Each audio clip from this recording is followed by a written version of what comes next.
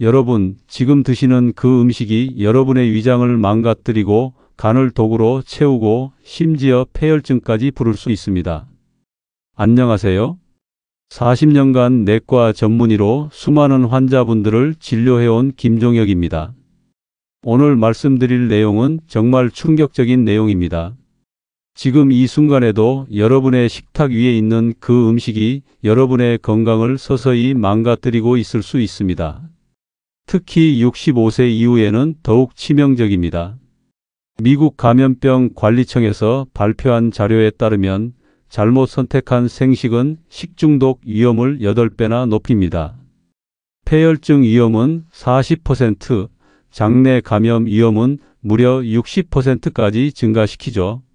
오늘 영상에서는 국제감염병 연구 자료와 수천 명의 노년 환자와 상담하며 확인된 결과를 바탕으로 65세 이후 절대 생으로 먹어서는 안 될 음식 4가지를 정확히 알려드리겠습니다. 이 영상 하나로 여러분의 노후 건강이 완전히 달라질 거예요. 이 영상을 끝까지 보시면 병원비 수백만 원이 드는 폐혈증 치료나 응급실 입원 없이도 식탁 위 음식 하나만 바꾸는 것만으로 식중독, 감염병, 소화기 질환, 심지어 간 질환까지 예방할 수 있습니다. 이야기를 시작하기 전 영상 아래에 구독과 좋아요 버튼 눌러주세요. 여러분의 작은 응원이 저에게 큰 힘이 됩니다. 먼저 많은 분들이 궁금해하시는 부분부터 짚고 가겠습니다. 왜 65세 이후에는 날로 먹는 것을 더 조심해야 할까요? 나이가 들면 위산 분비가 30에서 40% 이상 급격히 감소하고 장내 유익균도 절반 이하로 줄어듭니다. 또한 면역력이 젊을 때의 50% 수준으로 떨어져서 같은 세균에 노출되어도 훨씬 더 심한 증상을 보이게 됩니다. 젊을 땐 별일 없던 생식도 이제는 세균과 바이러스 때문에 훨씬 더 위험해질 수 있습니다. 그럼 이제 본격적으로 절대 생으로 먹지 말아야 할 위험한 음식 4가지를 말씀드리겠습니다. 첫 번째 음식 생굴입니다. 생굴은 정말 위험한 음식입니다. 많은 분들이 바다의 우유라고 하면서 영양이 풍부하다고 생각하시는데 65세 이후에는 절대 생으로 드시면 안 됩니다. 왜 그럴까요? 굴은 바다에서 살면서 하루에 무려 200리터의 바닷물을 여과합니다. 마치 바다의 정수기 같은 역할을 하는 거죠. 그런데 문제는 이 과정에서 바닷물 속의 각종 세균과 바이러스, 독소들이 굴의 몸속에 고스란히 농축된다는 것입니다. 특히 노로바이러스와 비브리오균이 가장 위험합니다. 노로바이러스는 겨울철에 특히 활발해지는데 생굴 한 개에만 들어있어도 심각한 위장염을 일으킬 수 있어요. 65세 이후에는 면역력이 떨어져서 젊은 사람들보다 10배 이상 심한 증상을 보입니다. 더 무서운 건 비브리오균입니다. 이 균은 여름철 수온이 높을 때 특히 번식하는데 혈류로 들어가면 폐혈증을 일으킵니다. 젊을 때는 간에서 이런 독소들을 해독할 수 있었지만 65세 이후에는 간 기능이 30% 이상 떨어져서 독소 처리가 어려워집니다. 작년 여름에 73세 박모 씨가 기력 보충하려고 생굴 5개를 드셨다가 6시간 만에 고열과 오한, 구토 증상으로 응급실에 실려왔습니다. 혈액 검사 결과 비브리오 폐혈증이었고 중환자실에서 일주일간 치료받으셨어요. 다행히 빠른 항생제 치료로 회복하셨지만 조금만 늦었어도 생명이 위험했을 상황이었습니다. 또 다른 위험 요소는 굴의 아연 함량입니다. 굴에는 아연이 매우 많이 들어있는데 65세 이후에는 신장 기능이 떨어져서 아연이 제대로 배출되지 않습니다. 과도한 아연은 굴이 흡수를 방해하고 면역 기능을 오히려 저하시킬 수 있어요. 생굴의 또 다른 문제는 중금속 농축입니다. 수은, 납, 카드뮴 등이 굴 안에 축적되는데 이런 중금속들은 노년층의 뇌 건강에 치명적입니다. 특히 알츠하이머나 파킨슨병 위험을 높일 수 있습니다. 그럼 굴을 아예 먹지 말아야 할까요? 그렇지 않습니다. 굴은 충분히 익혀서 드시면 매우 좋은 영양 공급원입니다. 굴국이나 굴전, 굴튀김 등으로 조리하면 세균은 죽고 영양소는 그대로 섭취할 수 있어요. 특히 75도 이상에서 5분 이상 가열하면 대부분의 세균과 바이러스가 사멸됩니다. 두 번째 위험한 음식, 날계란입니다. 많은 어르신들이 기력 보충에 좋다고 하면서 날계란을 드시는데 이것은 정말 위험한 행동입니다. 계란 껍질에는 살모넬라균이 있을 수 있습니다. 젊을 때는 위산이 충분히 나와서 이런 세균들을 대부분 죽일 수 있었지만 65세 이후에는 위산 분비가 40% 이상 줄어들어서 살모넬라균이 장까지 살아서 도달할 수 있어요. 살모넬라 감염이 일어나면 어떤 증상이 나타날까요? 보통 12시간에서 72시간 후에 발열, 구토, 설사, 폭통이 시작됩니다. 젊은 사람들은 며칠 지나면 회복되지만 65세 이후에는 탈수가 빨리 진행되고 균이 혈류로 퍼져서 폐혈증을 일으킬 수 있습니다. 특히 당뇨병이나 고혈압 약을 복용하는 분들은 더욱 위험합니다. 이런 약물들이 위산 분비를 더욱 억제해서 살모넬라균이 살아남을 확률을 높이거든요. 69세 이모 씨는 매일 아침 날계란을 드시는 게 습관이었습니다. 젊었을 때부터 50년간 먹었는데 별일 없었다면서 계속 드셨는데 어느 날 갑자기 고열과 설사로 응급실에 오셨어요. 살모넬라 감염이었고 탈수가 심해서 일주일간 입원 치료를 받으셨습니다. 날계란의 또 다른 문제는 소화가 어렵다는 것입니다. 날계란의 단백질은 소화 효소가 분해하기 어려운 구조로 되어 있어요. 65세 이후에는 소화 효소 분비가 줄어들어서 더욱 소화가 어려워집니다. 제대로 소화되지 않은 단백질은 장에서 부패하면서 독소를 만들어냅니다. 또한 날계란에는 아비딘이라는 물질이 있는데 이것이 비오틴과 결합해서 비타민 흡수를 방해합니다. 비오틴 결핍은 탈모, 피부염, 우울증을 일으킬 수 있어요. 특히 노년층에서는 이미 비타민 흡수가 어려운데 날계란이 이를 더욱 악화시킵니다. 날계란을 빈속에 먹으면 더욱 위험합니다. 위점막을 직접 자극해서 위염을 악화시킬 수 있고 위궤양이 있는 분들은 출혈 위험도 높아집니다. 그럼 계란을 어떻게 먹어야 할까요? 완전히 익힌 계란이 가장 안전합니다.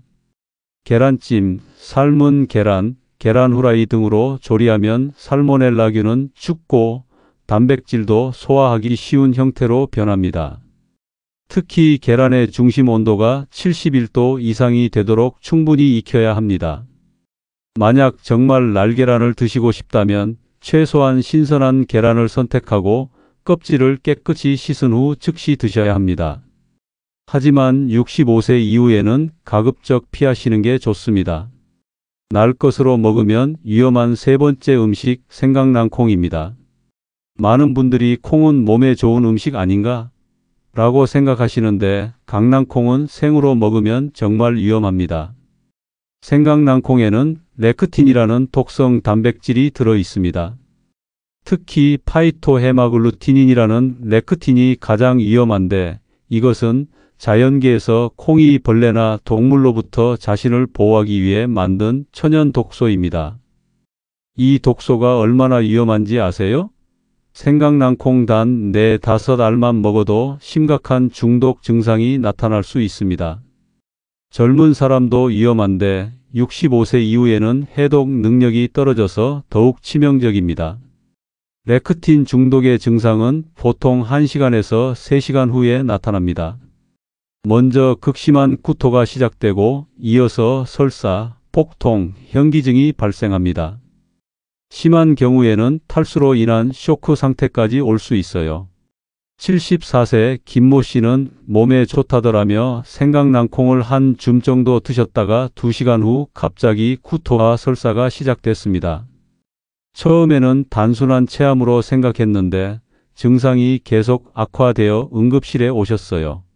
다행히 수액 치료와 해독제로 회복하셨지만 3일간 입원해야 했습니다. 문제는 65세 이후에는 간의 해독 기능이 크게 떨어진다는 것입니다.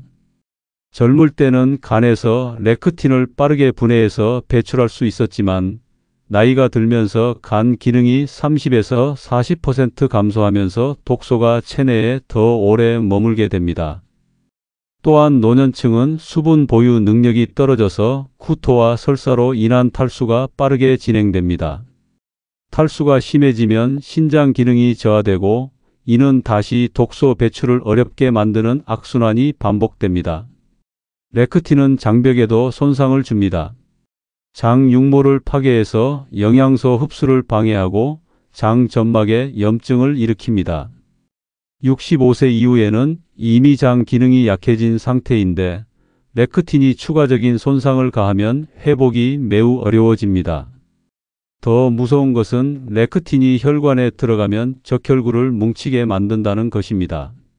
이를 혈구 응집이라고 하는데 혈액순환을 방해해서 혈전 위험을 높입니다. 특히 이미 혈관 질환이 있는 노년층에게는 매우 위험할 수 있어요. 마지막 네 번째로 주의해야 할 음식은 생가지입니다. 가지는 우리 식탁에서 흔히 볼 수 있는 채소인데 왜 위험할까요? 가지에는 솔라닌이라는 천연 독소가 들어 있습니다. 솔라닌은 가지과 식물들이 스스로를 보호하기 위해 만드는 알칼로이드 독소입니다.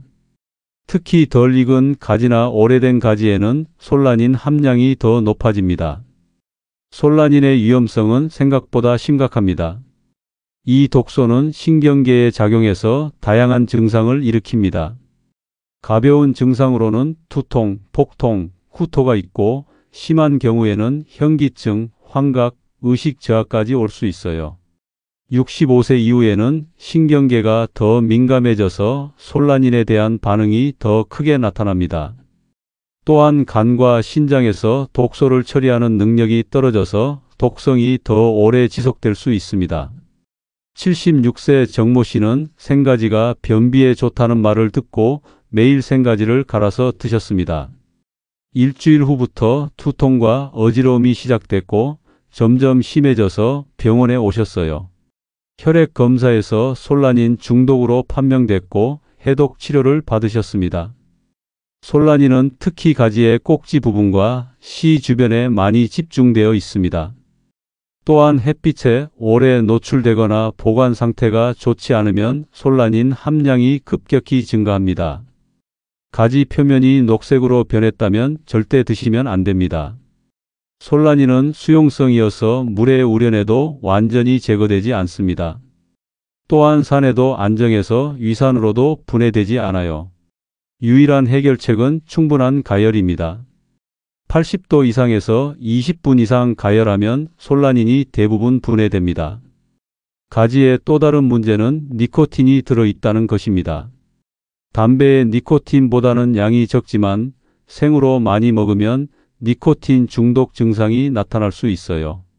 특히 심혈관 질환이 있는 분들에게는 위험할 수 있습니다. 또한 생가지에는 옥살산도 들어있어서 신장 결석 위험을 높일 수 있습니다. 65세 이후에는 신장 기능이 떨어져서 옥살산 배출이 어려워지고 이는 결석 형성으로 이어질 수 있어요. 가지를 안전하게 먹으려면 반드시 익혀야 합니다. 가지볶음, 가지구이, 가지찜 등으로 조리하면 솔라닌이 분해되고 맛도 훨씬 좋아집니다. 조리 전에는 소금물에 30분 정도 담가두면 쓴맛과 함께 일부 독소도 제거할 수 있어요. 가지를 고를 때는 표면이 매끄럽고 윤기가 나며 색이 진한 보라색인 것을 선택하세요. 흰 점이나 녹색 부분이 있다면 피하시고 꼭지가 싱싱한 것을 고르는 것이 좋습니다. 지금까지 65세 이후 절대 생으로 먹어서는 안 되는 4가지 음식에 대해 말씀드렸습니다. 그런데 많은 분들이 생으로 먹는 게 몸에 좋다고 알고 계시죠? 이런 생각은 어디서 나온 걸까요? 자연 그대로 먹는 게 건강하다. 가공하지 않은 음식이 최고다. 익히면 영양소가 파괴된다. 이런 말들을 한 번쯤은 들어보셨을 겁니다. 하지만 이것은 모든 연령대에 해당되는 이야기가 아닙니다. 로푸드 열풍이나 자연식 건강법은 주로 젊고 건강한 사람들을 대상으로 한 것입니다. 이 30대의 강한 위산, 활발한 면역 시스템, 뛰어난 해독 능력을 가진 사람들에게나 적용될 수 있는 방식이에요. 65세 이후에는 상황이 완전히 달라집니다. 조리는 더 이상 영양소를 파괴하는 과정이 아니라 우리 몸을 보호하는 방패막이 됩니다. 열을 가하는 순간 세균과 바이러스는 사라지고 독소는 분해되며 소화하기 어려운 단백질은 부드러워집니다. 실제로 많은 영양소들이 익혔을 때 오히려 흡수가 더 잘 됩니다. 토마토의 라이코펜, 당근의 베타카로틴, 시금치의 철분 등은 모두 조리했을 때 생체 이용률이 높아져요. 생으로 먹는 것보다 익혀 먹었을 때 우리 몸에 더 많은 영양을 공급할 수 있습니다. 또한 65세 이후에는 씹는 힘도 약해지고 침 분비도 줄어듭니다. 생식은 소화에 더 많은 에너지를 요구하는데 이미 소화 능력이 떨어진 상태에서는 오히려 부담이 될 수 있어요. 내 몸이 소화할 수 있는 방식이 자연 그대로보다 훨씬 더 중요합니다.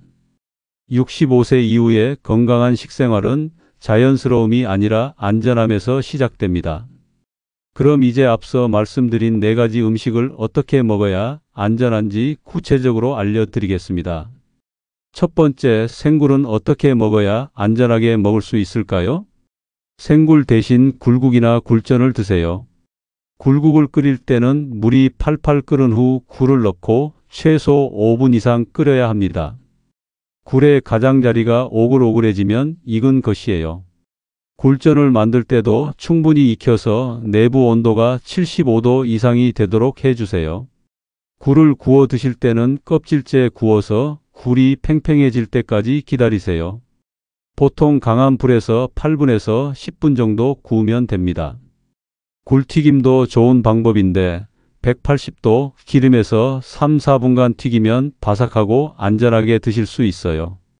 두 번째, 날계란은 어떻게 먹어야 할까요? 날계란 대신 완전히 익힌 계란을 드세요. 삶은 계란의 경우 물이 끓은 후 계란을 넣고 최소 7분 이상 삶아야 합니다. 계란찜을 만들 때도 젓가락으로 찔러 봤을 때 투명한 액체가 나오지 않을 때까지 충분히 쪄주세요.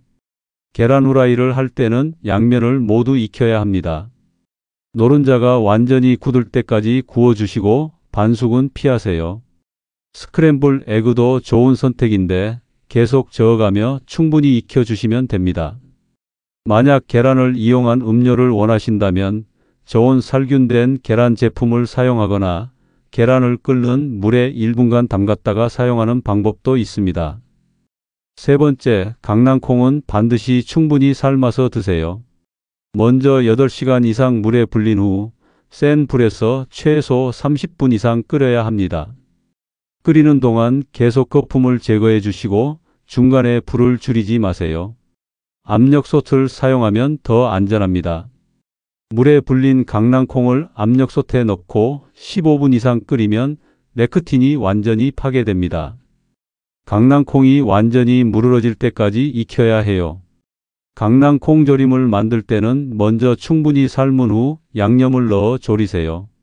콩밥을 할 때도 미리 삶은 강낭콩을 사용하는 것이 안전합니다. 마지막, 생가지를 안전하게 먹는 방법입니다. 가지는 반드시 익혀서 드세요. 가지볶음을 만들 때는 소금물에 30분 정도 담가 쓴맛을 뺀 후 충분히 볶아주세요. 가지가 완전히 부드러워질 때까지 익혀야 합니다. 가지구이도 좋은 방법입니다. 가지를 반으로 갈라 칼집을 낸 후 200도 5분에서 3, 40분간 구워주세요. 젓가락으로 찔러봤을 때 쉽게 들어갈 정도로 익혀야 해요. 가지찜을 만들 때는 찜통에서 20분 이상 쪄주시고 가지나물을 만들 때도 먼저 데쳐서 사용하세요. 가지의 보라색이 선명하게 나타날 때까지 충분히 익히는 것이 중요합니다. 지금부터는 음식을 날로 먹을 때 반드시 기억해야 할 3가지 원칙을 말씀드리겠습니다. 첫 번째 원칙, 공복에 생식은 절대 금지해 주세요. 아침에 일어나서 공복에 생식을 드시는 분들이 많은데 이는 정말 위험합니다. 공복 상태에서는 위산 분비가 적어 세균이 살아남기 쉽고 위벽이 직접 자극받아 염증이 생길 수 있어요. 특히 생마늘, 생양파, 생강 같은 자극적인 식재료를 공복에 드시면 위점막 손상 위험이 높아집니다. 반드시 다른 음식을 먼저 드신 후에 생식을 하거나 아예 조리해서 드시는 것이 안전합니다. 두 번째 원칙, 냉장고 속 오래된 음식 절대 생으로 먹지 마세요. 생식 재료는 신선도가 생명입니다. 냉장고에 3일 이상 보관된 채소나 과일은 눈에 보이지 않는 세균이 번식했을 가능성이 높아요. 특히 상처가 있거나 무른 부분이 있는 재료는 절대 생으로 드시지 마세요.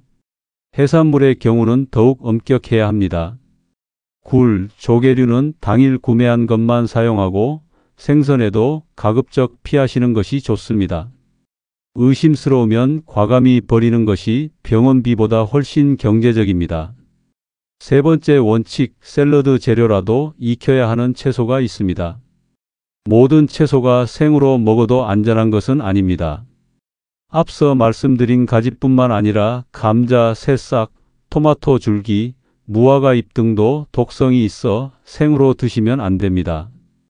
또한 콩나물, 숙주나물 같은 새싹 채소도 65세 이후에는 생으로 드시지 마세요. 새싹에는 세균이 번식하기 쉬운 환경이 조성되어 있어 반드시 끓는 물에 데쳐서 드셔야 합니다. 지금까지 생으로 먹으면 안 되는 음식들에 대해 말씀드렸는데 혹시 그럼 모든 생식이 나쁜 건가라고 생각하실 수도 있을 것 같아요.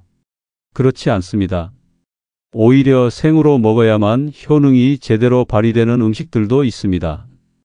65세 이후에도 안전하면서 동시에 생으로 먹었을 때 더 큰 건강상 이익을 주는 음식 3가지를 소개해 드리겠습니다.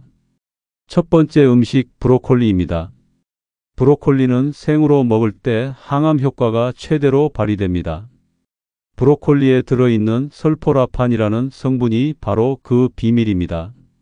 설포라판은 우리 몸의 해독 효소를 활성화시켜서 암세포의 성장을 억제합니다. 또한 염증을 줄이고 혈관 건강에도 도움을 줍니다. 그런데 이 귀중한 성분이 열에 매우 약해요. 100도에서 5분만 끓여도 설포라판의 80% 이상이 파괴됩니다. 하지만 브로콜리를 생으로 먹기는 쉽지 않죠? 딱딱하고 소화도 어렵고요. 그래서 제가 추천하는 방법은 살짝 데치기입니다. 끓는 물에 1-2분만 살짝 데치면 브로콜리가 부드러워지면서도 설포라판은 대부분 보존됩니다. 더 좋은 방법은 브로콜리를 잘게 썰어서 5분 정도 상온에 두었다가 조리하는 것입니다. 브로콜리를 썰면 효소가 활성화되면서 설포라판이 더 많이 생성되거든요. 이렇게 하면 살짝 데쳐도 충분한 설포라판을 섭취할 수 있어요. 두 번째 음식, 양배추입니다. 양배추에는 비타민 U라는 특별한 성분이 들어 있습니다. 정확한 이름은 메티오닌 설포늄 클로라이드인데 위점막을 보호하고 위궤양을 치료하는 효과가 뛰어납니다. 비타민 U는 위산 분비를 조절하고 위벽에 손상된 부분을 재생시킵니다. 또한 위 점막의 혈액순환을 개선해서 염증을 줄여줍니다. 이런 효과 때문에 유럽에서는 양배추즙을 위궤양 치료제로 사용하기도 해요. 그런데 비타민 U는 열과 산소에 매우 약합니다. 끓이거나 오래 보관하면 쉽게 파괴돼요. 그래서 양배추는 생으로 먹어야 제대로 된 효과를 볼 수 있습니다. 양배추를 생으로 먹을 때는 잘게 채 썰어서 드세요. 너무 큰 조각은 소화가 어려울 수 있어요. 또한 찬물에 10분 정도 담가두면 아삭한 식감도 좋아지고 농약 잔여물도 제거할 수 있습니다. 양배추즙을 만들어 드시는 것도 좋은 방법입니다. 양배추 200g 정도를 믹서에 갈아서 하루 2-3번 나누어 드시면 됩니다. 맛이 싱거우면 사과나 당근을 조금 넣어도 괜찮아요. 세 번째 음식은 마늘입니다. 마늘의 가장 중요한 성분은 알리신입니다. 알리신은 혈압을 낮추고 콜레스테롤을 감소시키며 강력한 항균 작용을 합니다. 또한 혈전 형성을 막아서 심혈관 질환 예방에 탁월한 효과가 있어요. 그런데 알리신은 열에 매우 약합니다. 60도에서도 쉽게 파괴되기 때문에 마늘을 익히면 이런 효과들을 거의 볼 수 없어요. 그래서 마늘은 생으로 먹어야 진정한 약효를 얻을 수 있습니다. 마늘을 생으로 먹을 때는 하루 한두 쪽이 적당합니다. 너무 많이 먹으면 위장을 자극할 수 있어요. 특히 공복에는 피하시고 식사와 함께 드세요. 마늘을 먹기 전에 잘게 다져서 5에서 10분 정도 공기에 노출시키면 알리신이 더 많이 생성됩니다. 마늘을 다지는 순간 효소 반응이 일어나면서 알리신이 만들어지거든요. 마늘의 매운맛이 부담스럽다면 꿀에 재워서 드시는 방법도 있습니다. 마늘을 얇게 썰어서 꿀에 하루 정도 재워두면 매운맛이 줄어들면서도 알리신은 보존됩니다. 이제 실제로 제가 진료했던 환자분들의 사례를 말씀드리겠습니다. 이런 일들이 여러분에게는 절대 일어나지 않기를 바라는 마음으로 들려드립니다. 첫 번째 사례는 72세 김철수 어르신입니다. 김철수 어르신은 당뇨를 앓고 계신 분이었어요.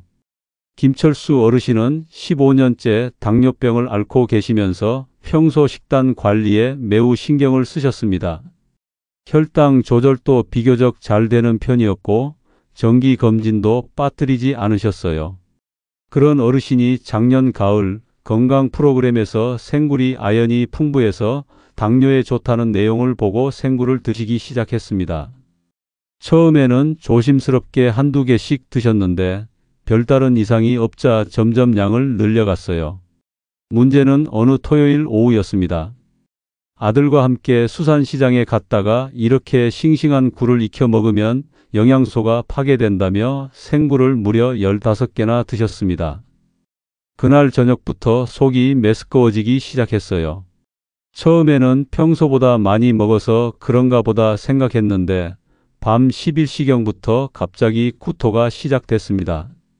구토와 함께 설사도 심해졌고 새벽 2시경에는 고열까지 나기 시작했어요. 특히 문제가 된 것은 당뇨병 때문이었습니다. 구토와 설사로 인한 탈수가 빠르게 진행되면서 혈당이 급격히 올라갔어요. 평소 120에서 130 정도로 잘 조절되던 혈당이 350까지 치솟았습니다. 새벽 4시경 가족들이 응급실로 모셔왔을 때 어르신은 의식이 흐릿한 상태였습니다. 혈액 검사 결과 심각한 탈수와 함께 당뇨성 케톤 산증 초기 단계였어요. 대변 검사에서는 노로바이러스가 검출됐습니다. 즉시 중환자실로 이송되어 수액 치료와 인슐린 치료를 시작했습니다. 다행히 빠른 치료로 2일 후부터 의식이 돌아왔고 일주일 만에 상태가 안정됐어요. 하지만 혈당 조절이 예전처럼 잘 되지 않아서 인슐린 용량을 늘려야 했습니다. 퇴원 후 어르신은 건강에 좋다고 해서 먹었는데 오히려 당뇨가 더 나빠졌다며 깊이 후회하셨습니다. 치료비만 800만 원이 넘게 나왔고 지금도 예전보다 혈당 관리가 어려워진 상태입니다. 앞으로는 무엇이든 익혀서만 먹겠다고 다짐하셨어요. 두 번째 사례는 68세 박순자 할머니입니다. 박순자 할머니는 고혈압과 위염을 앓고 계셨어요. 박순자 할머니는 젊었을 때부터 기력 보충에는 날계란이 최고라는 믿음을 갖고 계셨습니다. 결혼 후 40년간 매일 아침 날계란 1개씩을 드시는 것이 습관이었어요. 고혈압 약을 복용하면서도 이 습관만은 계속 유지하셨습니다. 문제는 65세 이후부터 시작됐습니다. 평소보다 속이 더부룩하고 소화가 잘 안 되는 느낌이었는데 나이 들어서 그런 것이라고 생각하셨어요. 그런데 증상이 점점 심해지면서 명치 부근에 쓰라린 통증이 생겼습니다. 특히 고혈압 약 중 하나인 위산 억제제가 문제를 더 악화시켰어요. 이 약물이 위산 분비를 더욱 억제하면서 날계란의 소화가 더욱 어려워진 것입니다. 소화되지 않은 단백질이 위에 계속 부담을 주면서 위염이 악화됐어요. 결정적인 사건은 어느 여름날이었습니다. 평소처럼 날계란을 드신 후 6시간 만에 갑자기 심한 복통과 구토가 시작됐어요. 고열까지 나면서 가족들이 응급실로 모셔왔습니다. 응급실에서 시행한 혈액 검사에서 염증 수치가 크게 올라가 있었고 대변 검사 결과 살모넬라균이 검출됐습니다. 고혈압 약물로 인해 면역력이 더 약해진 상태에서 살모넬라 감염이 더 심하게 진행된 것이었어요. 항생제 치료를 시작했지만 고혈압과 위염 때문에 회복이 더뎠습니다. 5일간 입원 치료를 받은 후에야 퇴원할 수 있었어요. 퇴원 후 인내시경을 해보니 만성 위염이 상당히 진행된 상태였습니다. 현재는 날계란을 완전히 끊고 완숙 계란이나 계란찜으로 바꿔서 드시고 계세요. 위염 치료를 병행한 결과 3개월 후부터 증상이 많이 호전됐습니다. 할머니는 40년 습관을 바꾸기가 정말 어려웠지만 이제는 속이 훨씬 편하다고 말씀하십니다. 이 두 사례에서 보시듯이 젊을 때는 괜찮았던 생식도 65세 이후에는 심각한 문제를 일으킬 수 있습니다.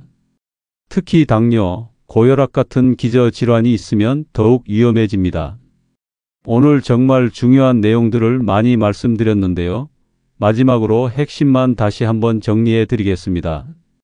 65세 이후 절대 생으로 먹어서는 안 될 음식 4가지는 생굴, 날계란, 생강낭콩, 생가지입니다.